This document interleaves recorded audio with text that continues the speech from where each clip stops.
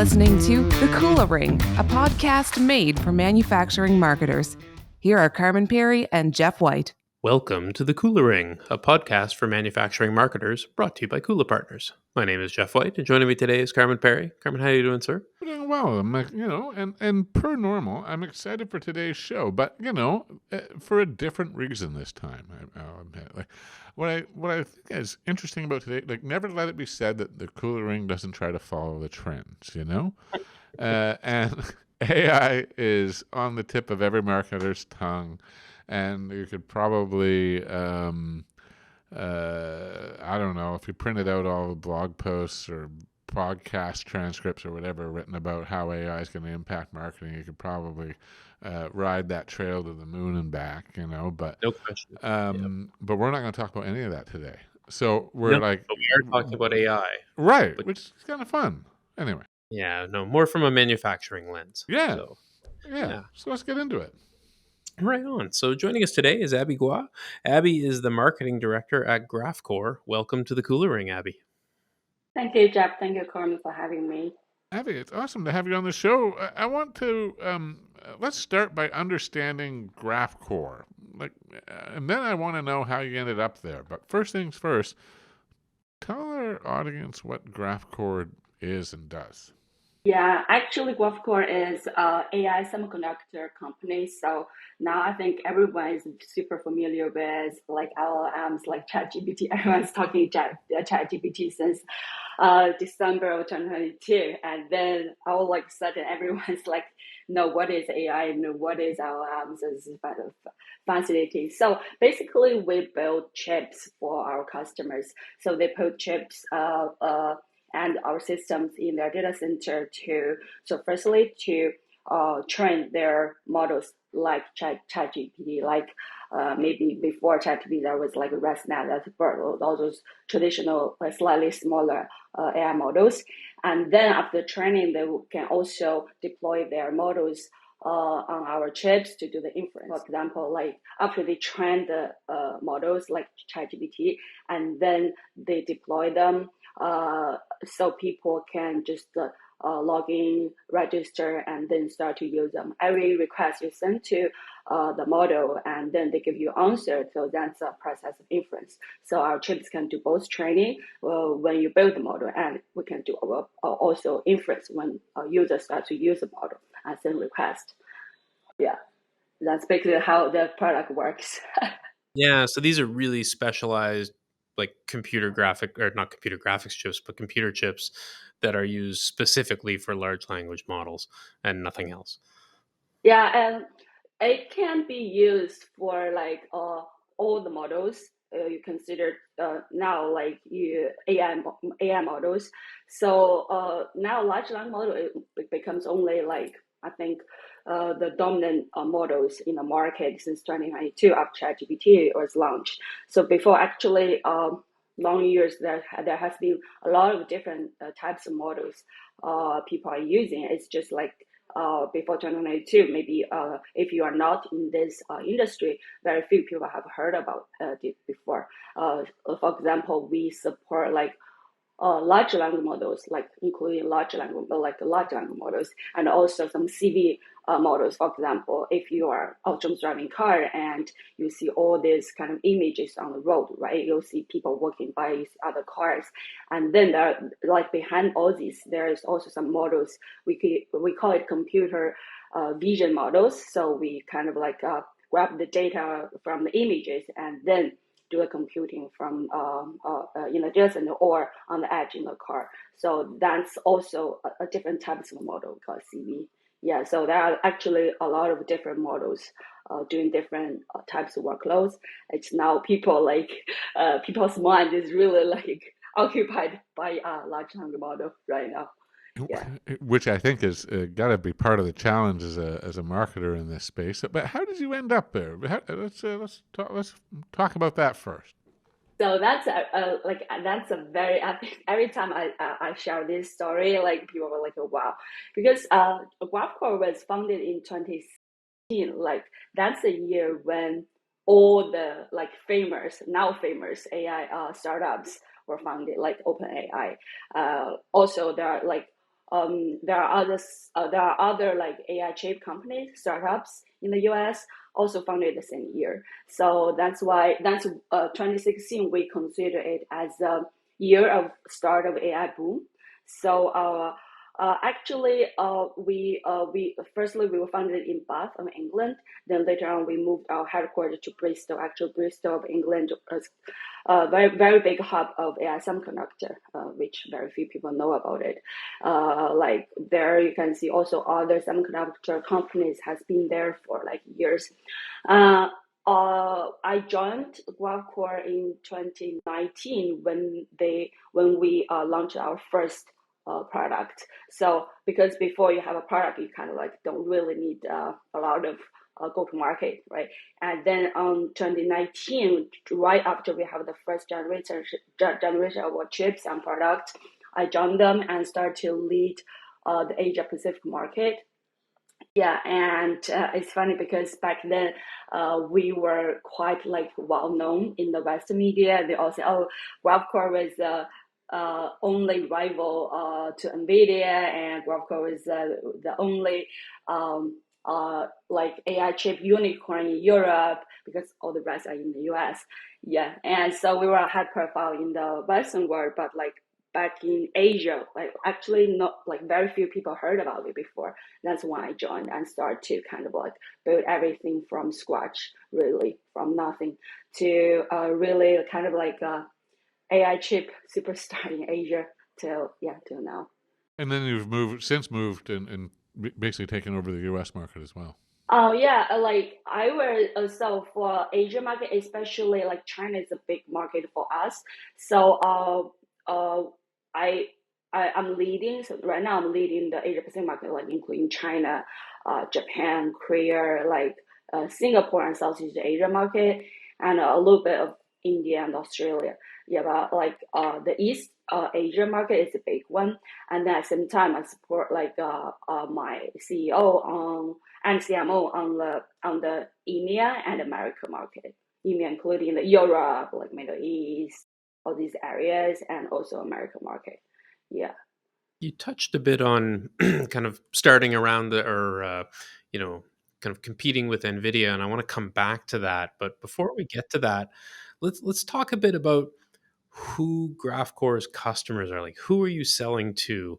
It's not sort of the typical, it's a B2B audience, but you're not selling to other manufacturers necessarily or at all. You're kind of targeting a very different group of people. Yeah, so right now because we are not like as big as Nvidia, we are still like a unicorn, like startup, right? So now we focus on the customers in consumer internet and also mostly on like application internet or software layer. So for example, all the I can't say the name, but like all the in like tech like companies, big tech companies, you can like you can think of.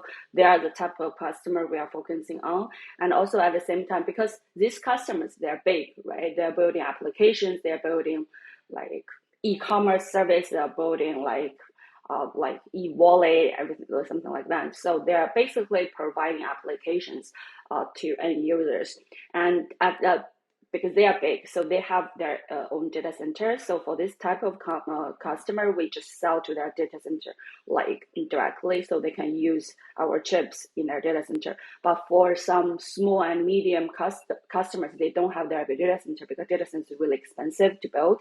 So they would just use cloud, public cloud, maybe from public cloud companies in the market. So for these customers, we mainly sell them through working with cloud companies. So cloud companies, they work as our partners to build cloud service based on our hardwares.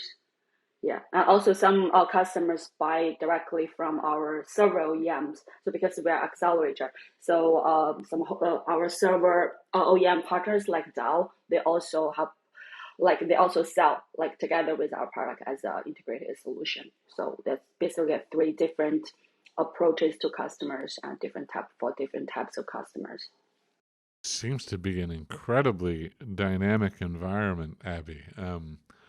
with a lot of different, very kind of leading edge customers that are, I would assume, innovating in very rapid cycles. And meanwhile, I'm kind of like, can the silicon change that fast? Is it? How does that? Talk to me about the pace of play there. How do you deal with that? Wow, that's really, really good question. Yeah, and that's actually what is always a pain for us because, for example, our customers, they develop like products like super quickly. You can see like they have features all that if you use the like e-commerce or social media or any types of applications or website, like you can see they just launch new features all the time, right? But like, how do we keep up with this? Our customers, because we are a hardware company, right? Like we have to, if we need to do a new generation of product, we have to start from the silicon level, where like you start basically from the sand, to build something that you can use to build the intelligence for like the machines. So it takes a really, really long time. I personally think GraphCore already runs really, really fast on this, but still difficult to keep up with the innovation or updates of a part of applications, right? So I think that's kind of like the biggest challenge for marketing team, because how do you like keep your company at the same page at the same pace with your customer, and how do you always kind of like keep tracking what your customer wants and what your customer requires in the near future or in the further future? That's really quite challenging. I think marketing's role is like shouldn't be limited just like one way, like bring the product from labs or factories to the hands of your customers. It should always go like both directions. So I think marketing team really needs to like stay firstly, the whole team, like especially the team who's doing maybe demand or customers marketing, one-on-one customer marketing, you really need to stay very close to your customer and hear what your for example, what is your customer is developing, what is your the product pipeline, product strategy for your customers, so you can bring these feedbacks or bring your insights of your customer back to your product team. So the product, because the product team always design the future products, so they can add these features, and they can like add these features that the customer may want to the new product. So that's how you it's kind of like dance of both sides, right? And then at the same time, I think it's also you need to really for example, here I want to give you an example, because like before ChatGPT, I think no one knows, like I think for people in the public that they only know ChatGPT like after they launch, right? But actually, if you keep listening to your customers, working really close to the product team of your customer, and then they started to do it like maybe 2 years before they launched the large language models. So you need to know they're already doing that before they launch it. So you can just tell your product team, okay, maybe our customers is doing large language model, maybe it's the trend, maybe you should consider to support like this large language model to kind of like to be able to support this large language model for the customer. So that's what I think. So like you always need to like plan ahead, and also you always need to do the work like beforehand, before you launch a product or before you launch something. And I can certainly appreciate that duality of needing to stay in touch with that customer base and understanding what and anticipating their needs in addition to just selling to them. Do you pull on any other groups to try to even get ahead of the customers, if you will? I'd be curious if how you kind of think about the market maybe more broadly. Yeah. So actually, it's so in my in GraphCore, actually our engineering team, which is like different team with product team, right? They are quite strong. So GraphCore is quite famous in academia and research area, because the chip we design is called IPU, Intelligence Processing Unit, right? So actually it is designed like only for AI, only for machine learning. And also our software is called Popula. It's also designed from scratch together with the chips to be delivered to a customer to use only for AI.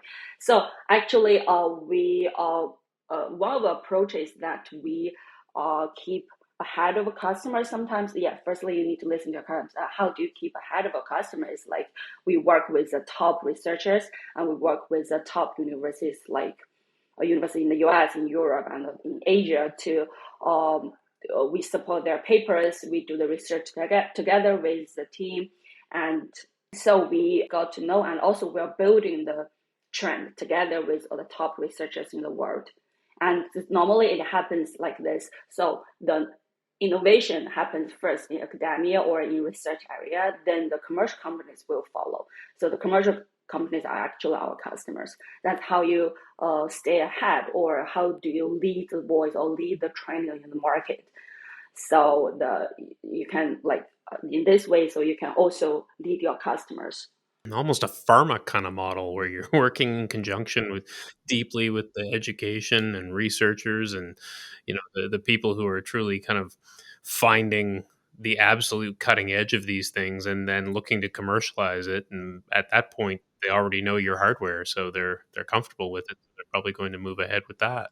Yeah, yeah. And also a part of that is like because we really need to so what we are selling is not like you sell TV or you sell like something like you can just you deliver to your customer's house and they start to use. So actually we need to spend lots of time and make a lot of effort to educate the developers. So we are a B2B company, and we also need to have this mindset of B2D with like a business to developer. So because all the end users actually developers in the companies, right?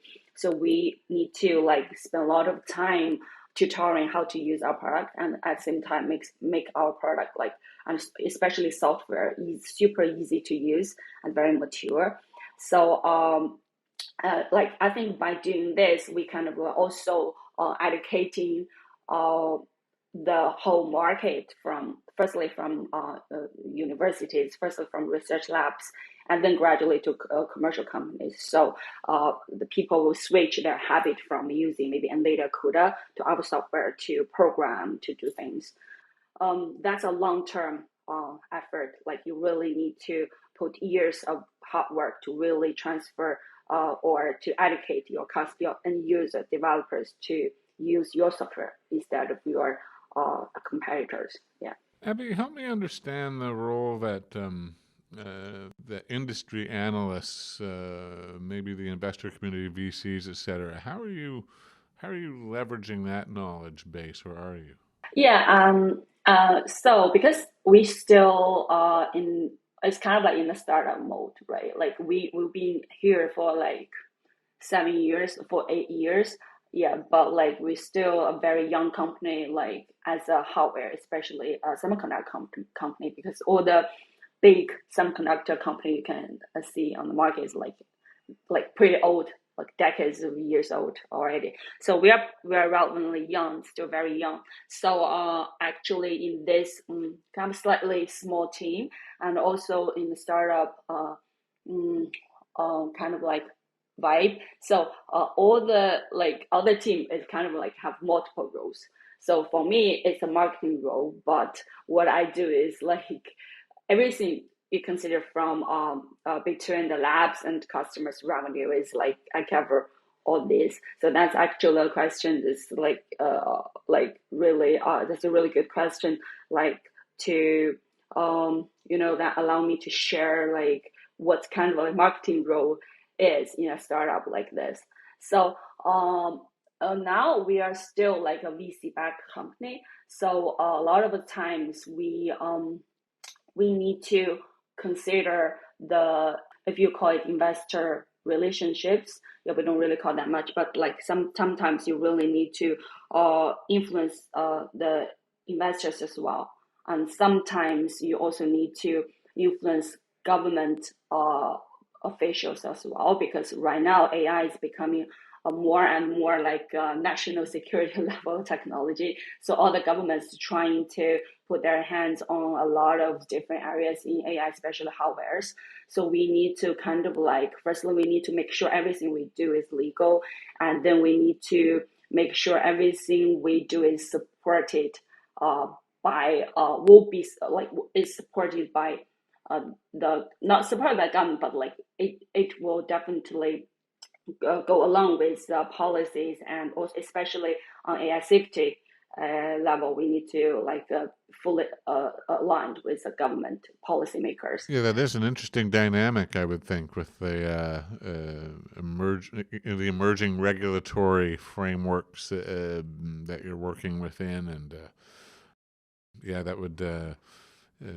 It's kind of interesting. It's a double-edged sword because it's coming at one at the on the one hand, there's a level of control being applied to the industry, but on the other hand, there's a dramatic level of funding being supplied by the American Yeah, government to expand in the semiconductor space. So yeah, it giveth yeah. and it As taketh away, I guess.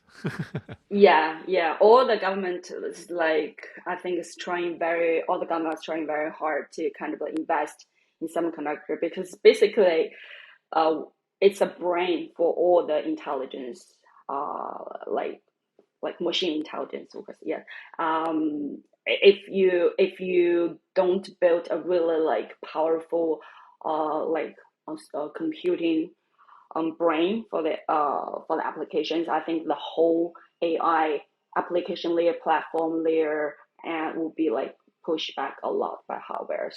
That's why I think you can see now there are also a lot of new startups, strong startups, also uh, like started to like show up in the market, and a lot of investors are looking for new startups in AI chips to invest in. Yeah, that's yeah. I think all the whole industry, the whole VC and AI chip startup kind of like industry is like becoming really really I think interesting, and it's changing very fast as well. It's very hot. Like a lot of stuff are happening right now. I think a lot of people, you mentioned the Nvidia example of a company that's been quite successful in this, and how you're looking to compete with that, and potentially consumers may not necessarily know about the meteoric rise of Nvidia. I mean, I remember buying their gaming chips for for computer games 20 years ago, but I don't even know if they understood what was going to happen with that. But now they've been incredibly successful, and kind of leading that charge somewhat. It makes it interesting for a startup like yourselves, even if you have been around 7 or 8 years, to compete there. How do you go about that, and what are some of the strategies you're employing for kind of going after a whale like Nvidia? Yeah, it's like um I think yeah, you're like I have to say you have really like very good knowledge about like what's happening like here, how it comes from like gaming chips to now to like AI chips, right? So that's how it started, like when it just started, because if you consider like AI workloads, it's more like imaging processing, right, rather than just like the traditional workloads. So back then on the market, like just mainly CPUs and GPUs, like and then GPUs naturally they're better than CPUs too, like for AI workloads, because they do image processing, right? And then, but like, so they still like not designed for AI workloads. So they comes from image processing, right? So I think for a young startup like us, like as a new company that want to exist, like want to grow and thrive in this market and want to challenge Nvidia, is like, I think firstly we need to have a very unique position of the company and of your product, your core product. Especially, so you need to have like just one unique positioning for your product and your company, and also you need to have several different positioning at different dimensions. For example, what I said, because NVIDIA, like, so our So our positioning for quad-core IPUs is that because we designed especially for AI workloads and both our hardware and software. So that's a unique positioning that big competitor like NVIDIA, they don't have. Like they just naturally become like really good and dominant right now, right? But like yeah, at some time they are evolving as well. They are just like making more and like their hardware is more and more better for AI workloads. That's true, and also I think so because like also at different maybe dimension or different fields, you also need to have a very good positioning for your product. So firstly, if you like on some fields, like for example, your competitors is so much better than you. They have been there for years and they are very good at this fields, like a certain different type of models. And you need to really have a good positioning of your product as well, like how you can stand out like, in this field, like comparing to your competitors. You can always find some points that you are better than your competitors, and you have to develop all the whole messages for this positioning and let your customers, let the market know. And secondly, it like also for into some fields maybe, or some models, in my case is some models that customer use, maybe NVIDIA GPUs and our graphical IP is kind of like even the performance. And then for this in this field, you also have to like figure out how to position yourself, and so you can like to tell the story or to deliver messages to your customer to win at this type of field or models in my case. So certainly, like of course you are like at some fields like you are definitely better than your competitor's product. So you need to position yourself really good and to stand out complete this, because this is where you kind of like kicks in your customer, and they start to trigger interest in your product, and then they can try explore different models. Maybe you are like less like you are not as good as your competitor, but they would also would be willing to try. Yeah, since you already knock the door of your customer. Man, I'll have to put $1 in the Kula Ring swear jar by bringing up an Apple comparison. But this has a real kind of Mac versus PC sort of feeling to it, where you control the hardware, you control the software, the experience, the brand that you're bringing to market, which is pretty interesting. I think the way that you're visually going to market as well when compared against NVIDIA. So I think you're doing some interesting things in that way. Basically, you're saying, Jeff, that you can be more focused. Yeah, GraphCore can exactly. afford to be more focused. Yeah, definitely. I think because especially now we don't really have a big team, right? We need to be really like focused on the point we can definitely win over our competitors, and then but that's not like work down. Like even like you are really good at a certain like field, but you also need to be able to compete with your competitors in some areas they are good at as well. So it's kind of like really difficult. And also, I think another thing that's really important is you really need to kind of like nurture your own community, and especially for my like I think now more and more people hear about the DevRel, the developer relations. Now it's like a very big role in the marketing team, like to help develop like to maintain relationships with developers, because for instance, like in my case, because CUDA is like really strong. Like a lot of the developers or users of AI chips, they are so used to program in CUDA. Actually, the big challenge is how do you, because they don't really care about hardware. They use hardware in the software environment. They don't really need to see what their chips look like, right? And then so you need to really build a community that where you can keep your developers or users stay in the community, and gradually you migrate the developers in your competitors like community to yours, and keep them stay in your own community. That's how you roll. How do you make more and more like users and developers. So I think the final big one all comes from this constant small wins over developers. Yeah, like people now realize that, and they are trying to really uh, make a lot of effort to kind of like build the community, because this is how you stand, this is how you thrive. Yeah, I think we could, we could talk about this for probably several hours, but in the interest of trying to bring it to a bit of a close here, I'm curious, Abby, how you would, in a space that's incredibly, obviously very tech forward, the innovations that you're bringing to market, what you're able to do, the features you're able to enable, etc. That's all very important. The innovation side of this is a critical component to being competitive. And often when you're dealing with the developer communities, etc., the thought is that the focus is on the meat, it's on the performance. So I'd be curious, as we bring this to a close, if we, what do you find the role is for the, kind of the softer side, the role of branding of the creative presentation of the firm?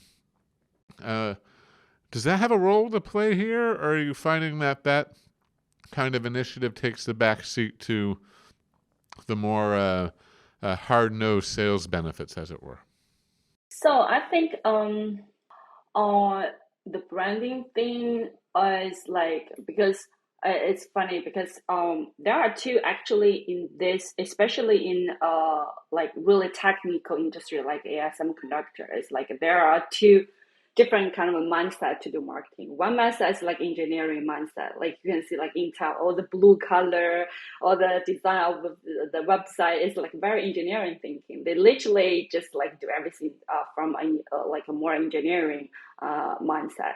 And that I think our like Graph course, like branding, everything is more like marketing oriented branding. I can see we have like the really pink color, we have like different like really really nice in bright colors, and also we have our own font, like typeface, like that's only like owned by GraphCore. So it's kind of like the difference between Android phone and Apple phone. Like it's two different like ways. Like Apple phone is more like marketing and user oriented design, and then Android phone is more like engineering oriented, like mindset, like oriented design. So I think that's so. Firstly, because now all our customers, like the developers, they're very young. Like it's like they're super young developers. So how do you approach them and to make you start to have this interest to really look at your website and to remember you? So that's actually also very important, especially I think in an environment like now. I think all the kind of like geeky developers, they just like they don't want ordinary things. They want something that like a little bit like unique, a little bit like bold. So that's why we won some awards on our branding, and also we got really high comments from our customers about branding stuff. And then from that, then you need to present like your product and your kind of like technology really well under all this whole branding kind of guidance. So people can, from an emotional point of view, they already like you, and then if they go really deep down from rationally, they also buy in the stuff, the technology you are delivering, the product you are selling. So I think this for both hands, like you need to be really like good at, and then you need to keep your like also you need to keep like updating or evolving, so you can keep the customer stickiness all the time, so they don't leave you. So actually, it's like for this product, it's the customer journey is like super long. Like in each of the like maybe any one contact from with a customer, they may drop you. So I think this is as a marketer, we should always keep in mind like how to keep your customers like interest as first time and also stay with you all the time. I will say I did notice the custom font as a type guy. So well done on that front. I love it. Thanks so much, Abby. It's been wonderful to chat with you. Thank you, Jeff and Carmen. All the best. Thanks for listening to The Kula Ring with Carmen Perry and Jeff White. Don't miss a single manufacturing marketing insight. Subscribe now at kulapartners.com/The Kula Ring. That's KULApartners.com/The Kula Ring.